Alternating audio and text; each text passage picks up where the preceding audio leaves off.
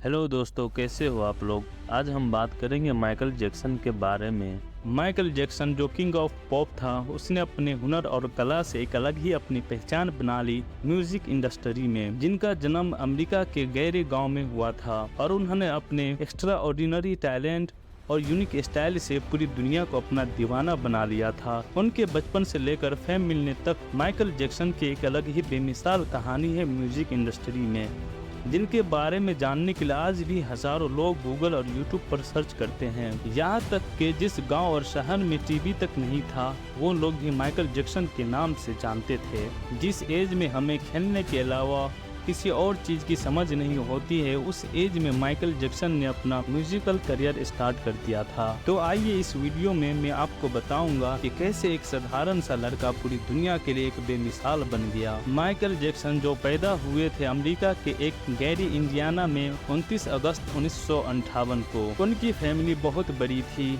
वो 8 भाई बहन थे और उनके पिता स्टील के एक फैक्ट्री में काम करते थे और माइकल का फाइनेंशियल कंडीशन ज्यादा अच्छा नहीं था। उनका पूरा परिवार 2 बेडरूम के एक घर में रहता था और उनके पिता फाल्कन बैंड में गिटार भी बजाते थे और यही एक बड़ा वजह था कि उसके पिता अपने बच्चे को म्यूजिक का ज्ञान भी देते थे। इसी कारण वो छोटी उम्र में ही अपने भाइयों के साथ जैक्सन 5 में शामिल हो गए और माइकल ने कम उम्र में ही अपना डांसिंग और सिंगिंग पैशन दिखाया। बचपन से माइकल ने एक सिंगिंग एबिलिटी को जाहिर किया और उन्होंने अपने वोकल रेंज को बढ़ती हुई उम्र के साथ बहुत ही यूनिक और पावरफुल बना लिया था। उनकी आवाज में मिठास और भावनाओं से भरपूर परफॉर्मेंस करने की सलाहियत आ गई थी और उन्होंने अपने भाइयों के साथ अपने इलाके और टैलेंट शो में परफॉर्मेंस देना शुरू कर दिया था और 1968 में जैक्सन 5 मोटाउन रिकॉर्ड के साथ कॉन्ट्रैक्ट किया और अगले ही साल ABC का I want to come back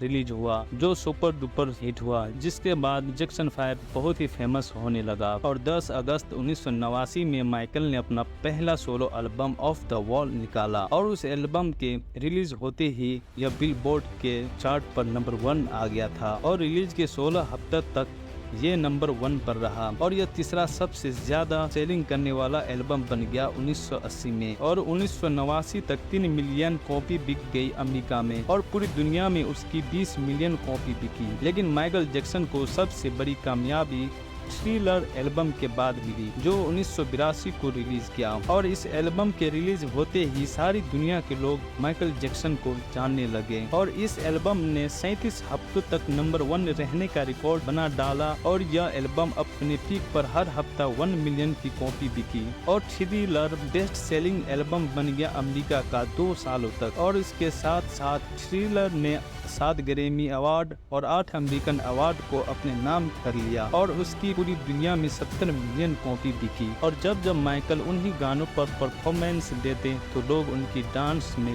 खो जाते थे। इसी के साथ माइकल ने 1983 में बिली जीन एल्बम में फास्ट मून स्टेप किया, जिसको देखकर पूरी दुनिया दीवाना हो गया और यह स्टेप बच्चे से लेकर बूढ़े तक हर कोई सीखना चाहता था और उसी के साथ माइकल जैक्सन को किंग ऑफ पॉप कहा जाने लगा। लेकिन कहते हैं ना, हर सिक्के के 2 पहलू होते हैं, उसी तरह वो कंट्रोवर्सी के साथ भी घिरे रहते थे। जैसे हर चमकती हुई चीज सोना नहीं होता, वैसे ही किंग ऑफ पॉप कहा जाने वाला माइकल की असली जिंदगी की कहानी कुछ और ही थी। 1993 में जॉर्डन चैंडलर ने माइकल के ऊपर चाइल्ड सेक्सुअल एब्यूज का एलिगेशन लगाया, लेकिन चैंडलर और जैक्सन दोनों फैमिली के बीच सेटलमेंट हो गया। लेकिन उसी के साथ 2005 में फिर से दूसरे बच्चे ने मोलेस्टिंग का एलिगेशन लगाया, लेकिन इसमें कोर्ट से क्लीन चिट मिल गई। लेकिन यह एलिगेशन बहुत ही कंट्रोवर्शियल रहा। माइकल के चाहने वालों का कहना था यह एलिगेशन बस रेपुटेशन को खत्म करने की साजिश है और ऐसे ही कुछ लोग का कहना था कि ये एलिगेशन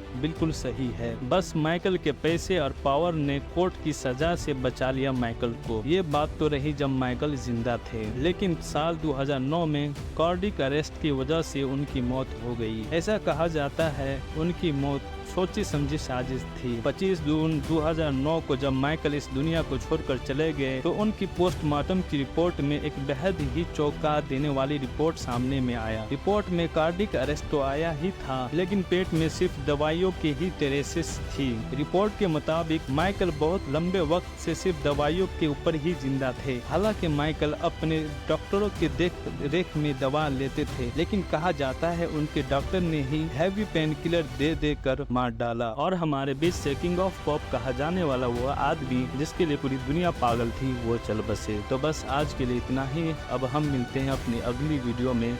और प्लीज़ आप लोगों से रिक्वेस्ट है, ये मेरा नया चैनल है और इस चैनल को आप लोग सपोर्ट करो। आपके एक सपोर्ट से बहुत मोटिवेशन मिलेगी। Thank you.